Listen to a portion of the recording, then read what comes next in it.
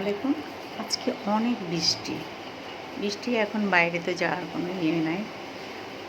আজকে মনে মনে ভাবলাম ফ্রিজে একটু গোশ আছে, ডাল আছে ২ রকমের, মুগ ডাল, মসুরের ডাল, একটা খিচুড়ি রান্না করি। সকালবেলা খেলা দেখলাম, মনটাও ফুরফুরে ভালো আছে। আজকে খিচুড়িটাই রান্না করি। অনেক বৃষ্টি হচ্ছে, অনেকদিন খিচুড়ি খাই না।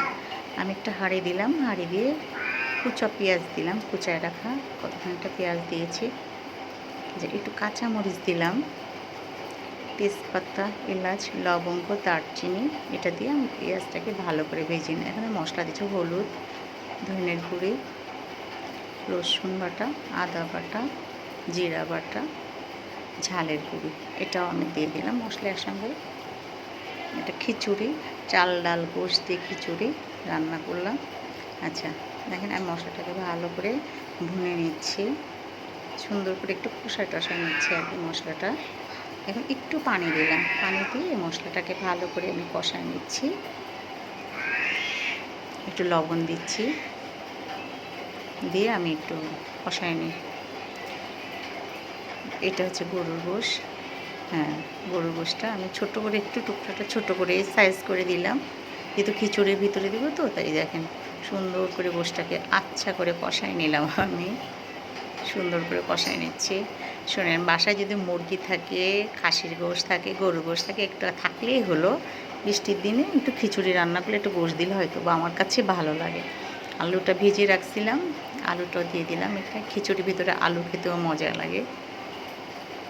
ওটা এখন দেখেন আলু দিয়ে গোশ দিয়ে সুন্দর করে একটা কষায় রাখছি, খুবই মজা লাগবে খেতে। আচ্ছা, এভাবে আপনারা রান্না করবেন। আচ্ছা, আমি এটাকে এখন ভালো করে কষায় নিলাম। কষায় নিয়ে আমি একটু পানি দিলাম, আর একটু ঝোলের পানি দিয়ে দিচ্ছি, একটু গোশটা যাতে একটু নরম হয়ে যায়। ভাতটা তো তাড়াতাড়ি হয়ে যাবে।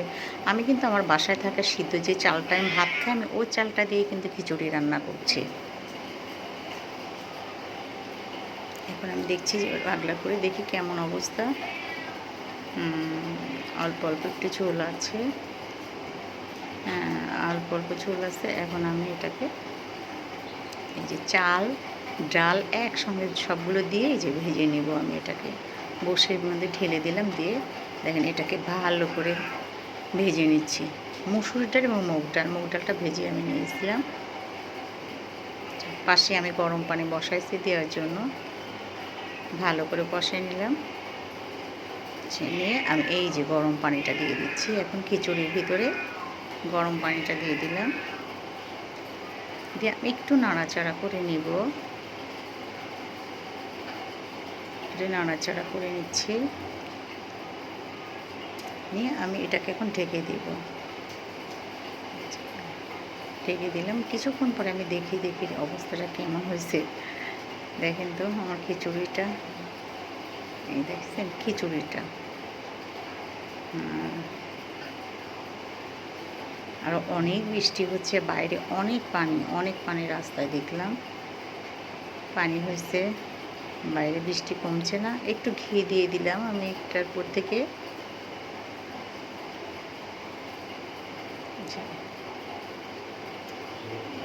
এবার আমি এটাকে আবারও ঢেকে দিলাম। দেখেন আমার রান্না হয়ে গেছে, দেখছেন কেমন হয়েছে। একটা সেন্ট, একটা ফ্লেভার বেরোচ্ছে। দেখেন এবার জিনিসটা কেমন হয়েছে। খিচুড়িটা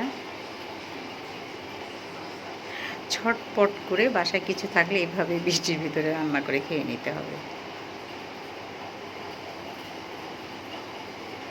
এটা আমার ফাইনাল লুক।